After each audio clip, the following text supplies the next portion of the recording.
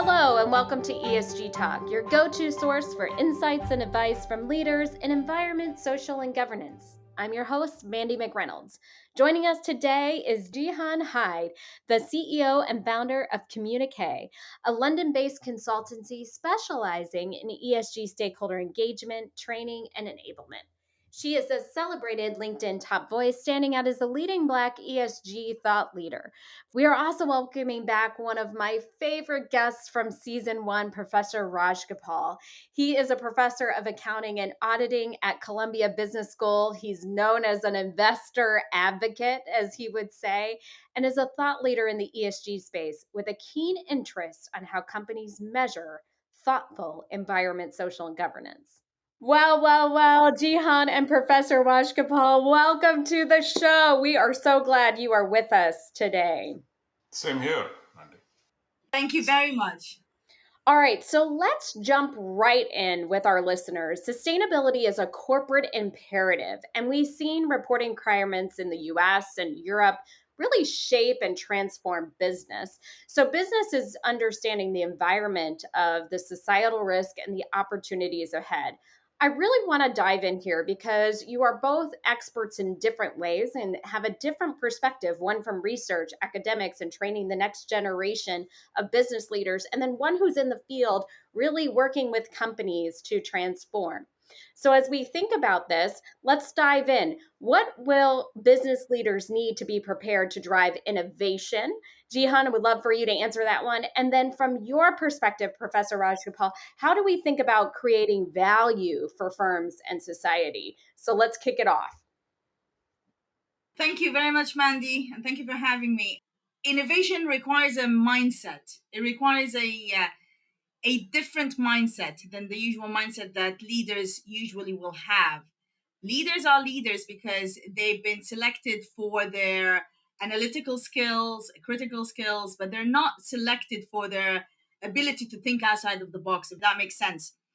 The issue I feel that leaders are facing with innovation at this moment of time is the lack of understanding that to innovate you need to change, and to change you need change management skills.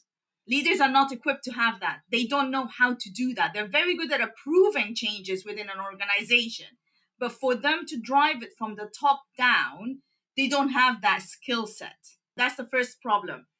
And the other problem as well is that I find that the leaders we work with, they work super hard to get to where they are.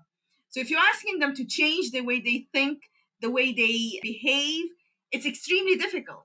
And for me, I think these are the two barriers to innovation within an organization: lack of change management skills and lack of changing themselves as well. So I want to pick up a little bit on what Jihan said. So excellent points.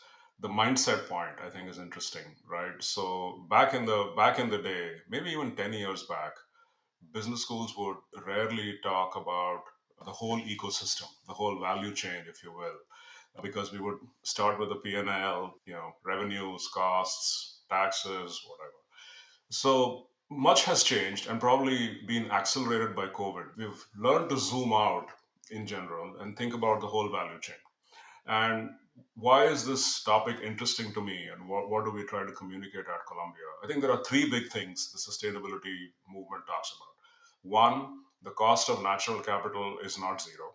If you look at a classic income statement, if you look at Coca Cola or Pepsi, you don't see a charge for the water that they use. Or if you're looking at, say, Exxon's income statement, you don't see a charge for the fossil subsidy that they get, because that's all hidden and nothing is disclosed, and sometimes it's not even recognized. The second big point is the role of externalities, both positive and negative. To be fair, we've discussed a lot about negative externalities, emissions, and pollution, and so on. But businesses exist to some extent, arguably, to create positive externalities. Companies retain 10% of the value that they add through R&D. Look at the COVID vaccine. Pfizer and BioNTech made lots of money, but saved society a lot of money in the process. Otherwise, we would have one more stimulus, more inflation, and so on. And the last point, which is not appreciated as much, I think, is the connection between the owner and the manager. When you have large public companies in the US, that connection, I think, has become frayed, or borderline, there's no connection. So you have a whole bunch of intermediaries in the system now who supposedly work for the investor but actually work for themselves. And this so called disconnect leads to lack of accountability, which is, I think, central to the conversation about sustainability. So these are three big points I think that weren't arguably being discussed as much in business schools as they are now. So we have like three centers now, and many courses. The point is to hopefully influence the mindset that Gian's talking about. Step back and think about the whole value chain. Just don't be obsessed with your P&L.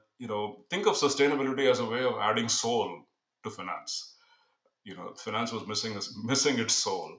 But I want to underline what Jihan said, which is excellent. There is no substitute to actually going out there and doing things. Being in the trenches, actually managing capital, talking to suppliers, dealing with innovation. Ideas are arguably a dime a dozen. Execution is incredibly hard. Getting people to work with you is incredibly hard. So you need both, I'd say.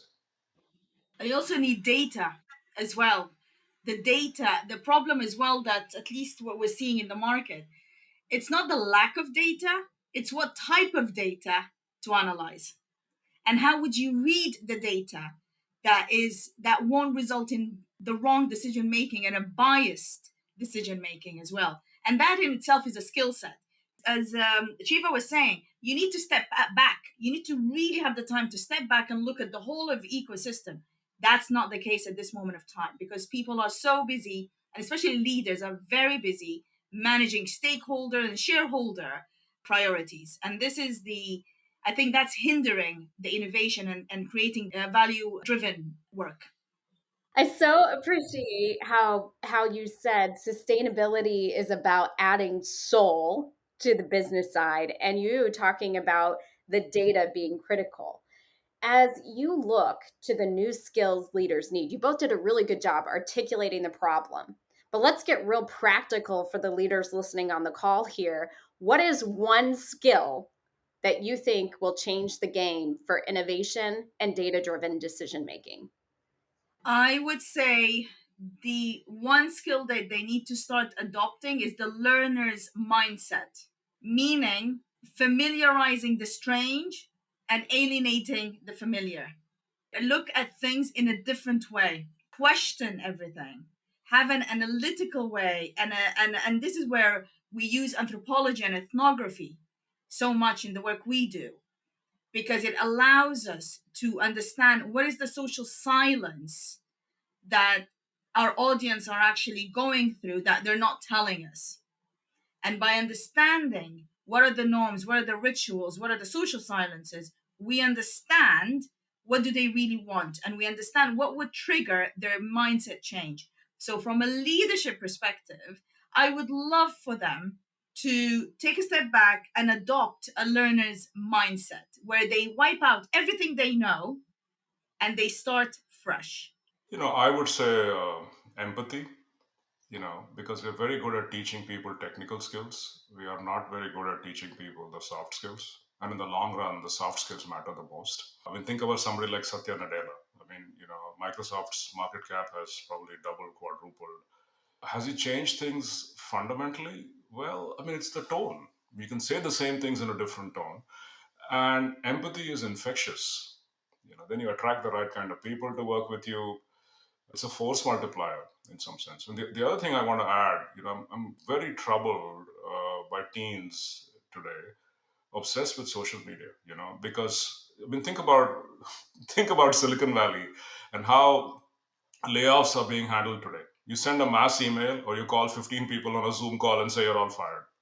So elementary HR, I think it's time to go back to elementary HR. Look people in the eye and tell them, "I'm sorry, your job's gone." So that's an illustration of this empathy point, and that's what I see missing. Students are amazingly smart, very technical, fabulous. Do they have empathy? I want to ask you a quick follow-up question to that so we can unpack that for our listeners. As we think about empathy, we're also in a year where we have 64 global elections happening. I also meet a lot of colleagues in the field where they feel like their job is highly politicized. And as they think about how do I move forward, You could even be doing the right thing, and some people don't think you're going far enough, or you could be taking a pause and being curious and learning, as we just talked about, and some people feel like you're not moving fast enough. On the other end, it could be some people feel like you're moving too fast. So I think people are in this highly politicized environment around their work. What are you thinking about as you have students sitting in front of you and they want to go into this work, or they're thinking about, how do I add the sustainability as soul to the work that I'm thinking of, yet I'm entering a very highly politicized environment? It's an excellent question, and it's something we're facing right now. Finally, the student protesters have left the premises of Columbia, and our president has this exact same problem. You make a statement, it offends one group. You don't make a statement, it's going to offend some other group. And we are a non-profit, we are different, we're an educational institution. But increasingly, I'm thinking if you're a for-profit company, it's very hard to run Google like a university campus. So I'd say don't bring your whole self to work. This is a contractual arrangement to some extent. Keep politics out of it. It doesn't end well either way. It starts initially as an inclusive environment. Very quickly it descends into factions. Very quickly it descends into lack of empathy for the other side, and the situation then spirals out of control. It's a PR disaster. So I think one has to make a distinction between a for-profit and a not-for-profit entity, because the values that you bring are somewhat different. But the problem as well, Shiva, is that our work comes with us to home as well. Our phone goes with us everywhere. The phone will have our work and our life. So the two worlds are colliding, and hence we don't switch off. And because we don't switch off, we don't know how, even I'm a Gen X, I don't know how to stop thinking about work when I'm at home, and vice versa. So yes, I love what you said. I'd love for me to be able to do that. But until we know how to separate our work from our life, I don't know honestly how we're going to achieve that. I often joke that I think it started with the fax machine in your bedroom. Some of us are old enough to remember fax machines, and and then it never stopped. Now, I'm almost toying with the idea of getting two phones, Jihan, as a naive comeback to your obviously very important point. But it's a challenge. You have to compartmentalize work and life, because if you let one bleed too much into the other. When I often tell my students, first take care of yourself, then take care of family, third take care of business. And I think there's a big piece to that too, where good decision making, just like data, is also grounded in good dialogue and disagreement. And we're losing the art of disagreement and dialogue because of, and I remember when the studies were done on social media, and it was saying the next generation is knowing how to be digital citizens and voice their opinions greater. And then fast forward 15, 20 years, what are we seeing? Divisiveness in some ways, right?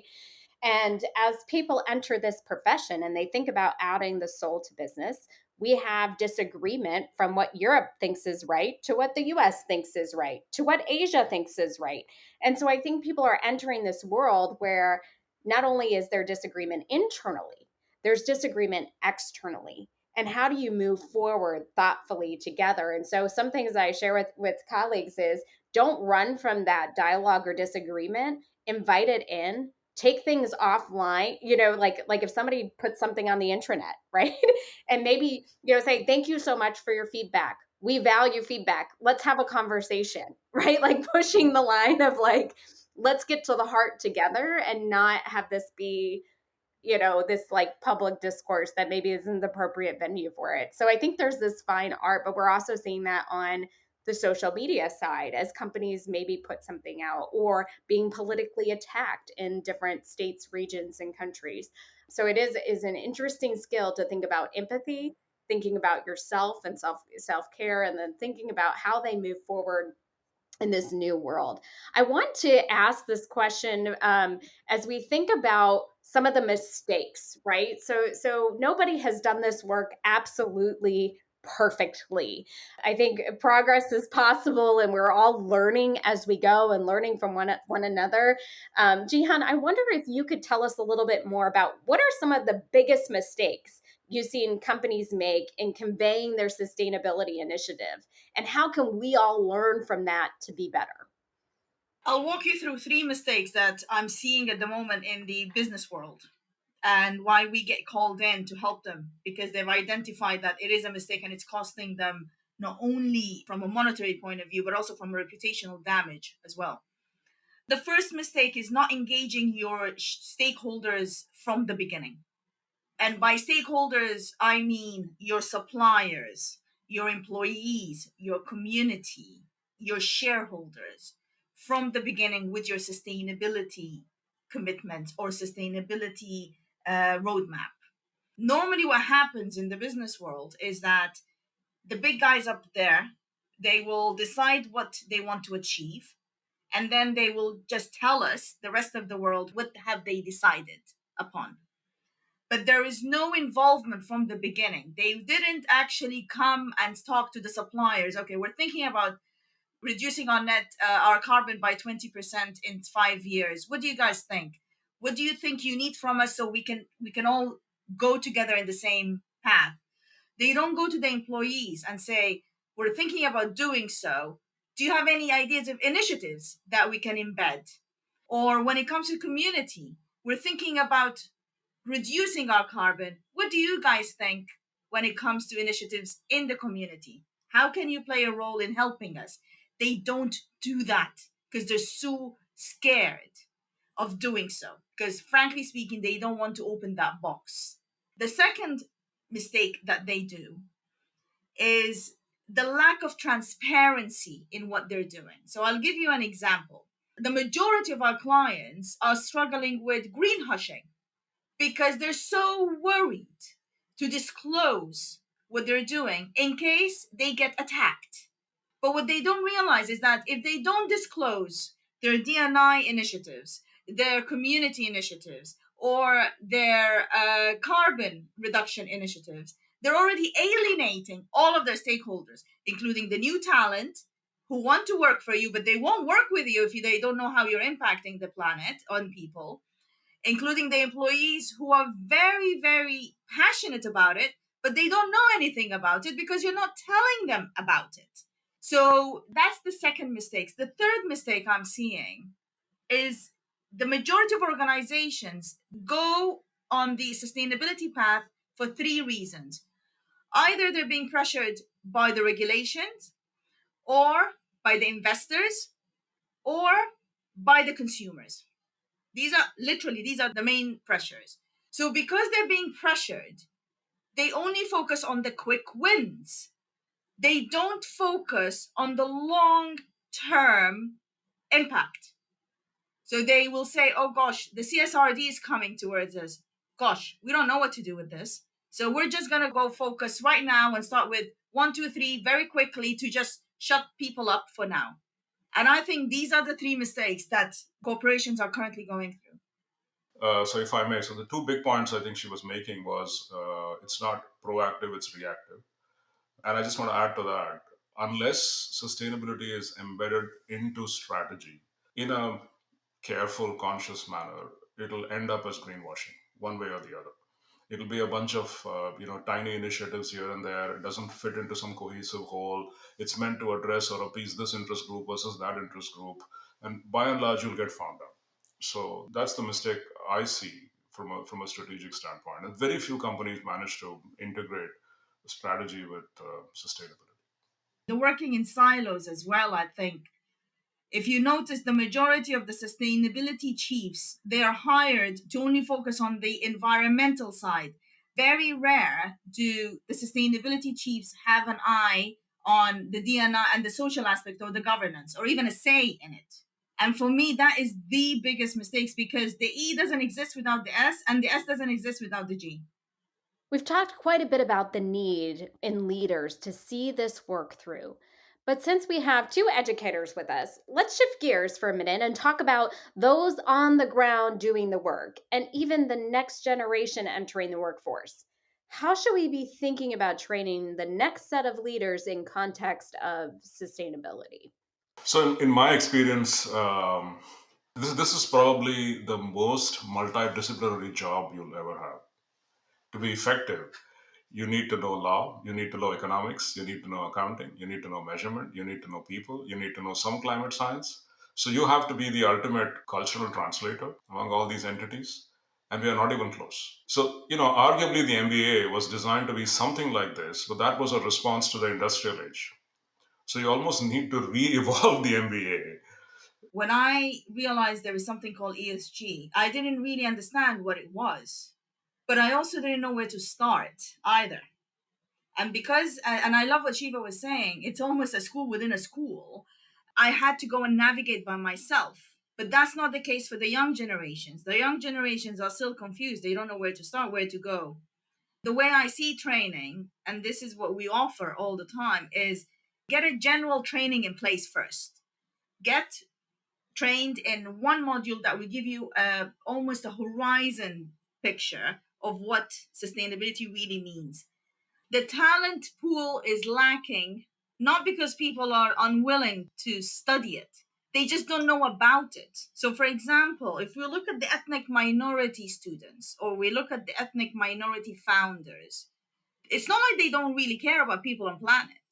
It's not part of their culture, it's not part of their priorities.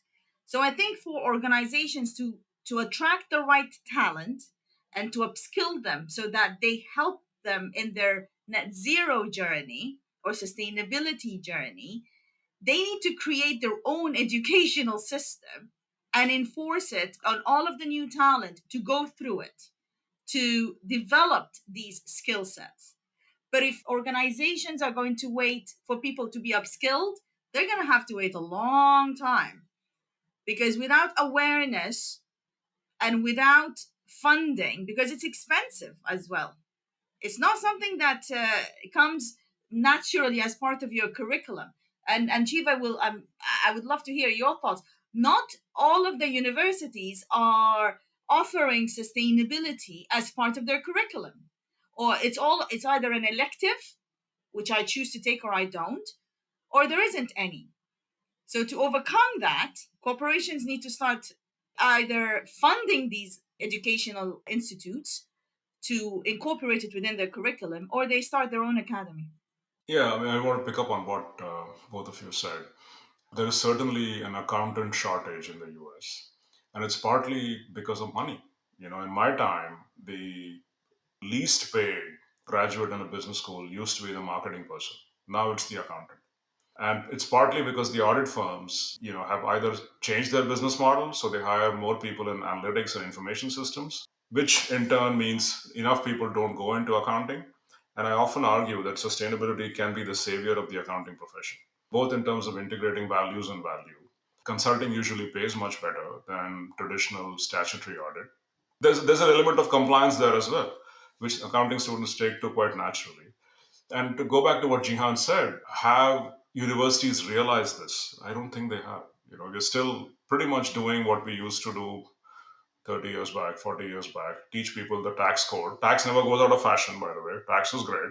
But, audit and accounting in general is losing hearts and minds and market share and mind share. Whenever I go and talk to people about following enrollment in US universities in accounting, I tell them this is your meal ticket. Latch on to sustainability because somebody else will grab that market share otherwise. The lawyers will take it, the environmentalists will take it. You're uniquely positioned to at least take some of that market share. That's a really good point, Professor Rajgopal. You mentioned that accountants take to compliance naturally. The next 2 years, all my team is focusing on is compliance. All my team is focusing on is getting prepared for the CSRD or California or the SEC. And they're almost losing sight to what the opportunity that you both talked about with strategy could be, the long term value creation, because they're so bogged down in compliance. So I would love to end with this question from the two of you. What is one innovation method or something that those listening in on the call can integrate so that they can connect to the business strategy and be able to build more of that opportunity and long-term creation that you all so wonderfully articulated? I can go first. Okay. So I'd say the low hanging fruit is human capital. The S, which Jihan mentioned, eloquently. And so I'll tell you why. Virtually every US company I know claims that human capital is our biggest asset. But if you actually look at what they do, you know, they don't walk the talk more often than not. They're treated as costs. Payroll processing is outsourced to ADP or someone. Somebody else does payroll processing. HR is sometimes a joke. I offend people in HR by saying HR is too important to be left to HR. All we have in US companies are people now. We've outsourced virtually everything else in terms of production and so on.